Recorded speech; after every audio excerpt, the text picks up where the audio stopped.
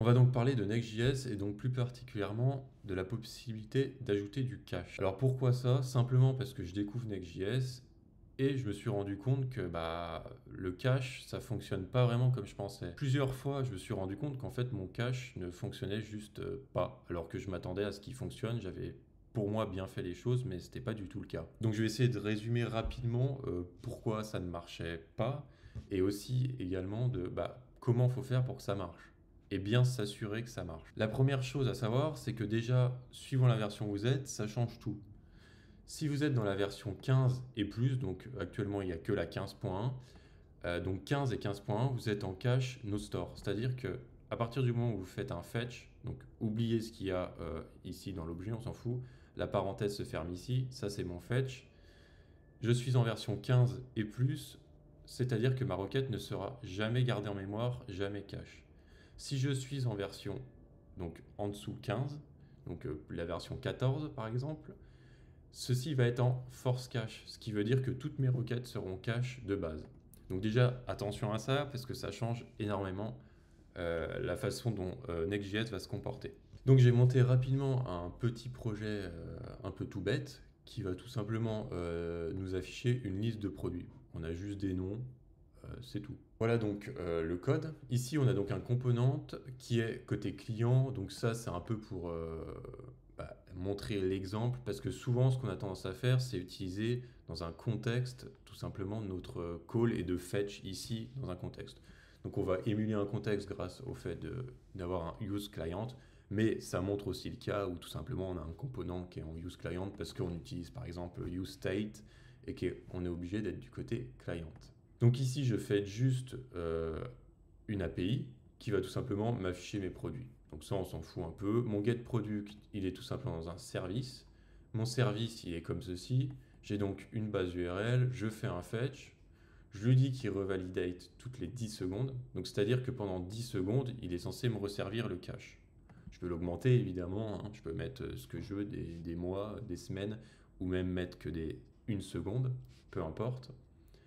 Et donc, ça va taper ma route API qui est celle-ci. Donc, comme vous voyez, c'est bien API, product, route. Et donc ici, je retourne juste une liste statique en fait de produits. C'est tout bête. C'est tout bête, mais il y a quelque chose qui ne va pas se passer comme prévu. Parce que si vous regardez bien, donc ici, je peux mettre un peu des espaces, je peux retourner donc sur mon application et je vais tout simplement faire des contrôleurs. Donc, je ne fais pas un force refresh, hein, je refresh juste directement. Hop, et ici, je peux voir déjà qu'il y a quelque chose, c'est que mon product est toujours appelé, mais le mieux, c'est quand même de regarder au niveau d'ici, et je peux voir API product, API product, API product. Donc ça veut dire quoi? Ça veut dire que ici, j'ai mis un cache de 10 secondes, j'ai refresh donc assez rapidement, à peu près 1 seconde à chaque fois, donc j'aurais dû avoir qu'un seul appel. Et pourtant, c'est pas le cas. Alors, pourquoi ça? C'est une raison un peu bizarre que je trouve personnellement, mais bon, ça fonctionne comme ça. Ici, j'ai un use client.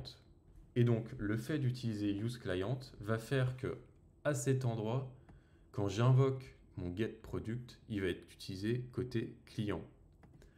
Pourtant, par défaut, je suis censé ici être côté serveur.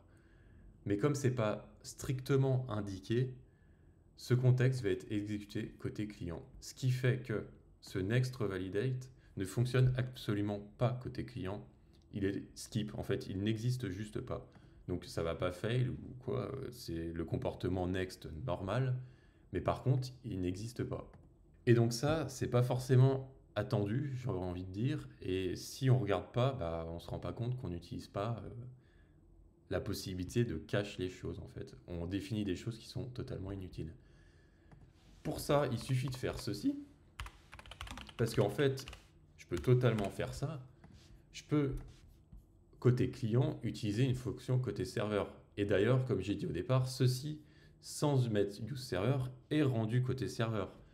Sauf qu'il n'est pas forcé côté serveur. Et donc, comme il est utilisé dans un contexte client, il va être lancé en mode client. J'espère que vous me suivez encore. Concrètement, c'est assez simple. C'est qu'en mettant use server, je le force forcément à être côté serveur. Donc là, on peut aller regarder déjà, est-ce que ça fonctionne et aussi, est-ce que effectivement le cache fonctionne. Donc pareil, je supprime, hop, je refresh, je refresh, je refresh, je refresh. Donc là déjà on voit que j'ai des posts hop, sur mon URL. J'ai pas de call API. Donc ça sent plutôt bien. Et si je vais là, donc à partir d'ici, on peut voir que j'ai un call et ensuite je l'ai plus jamais. Là on peut dire que ça doit faire à peu près 10 secondes. Hop, d'ailleurs je devrais hop, remettre un petit coup d'espace. Je refresh, je retourne et effectivement j'ai un call. J'ai bien servi le cache pendant 10 secondes.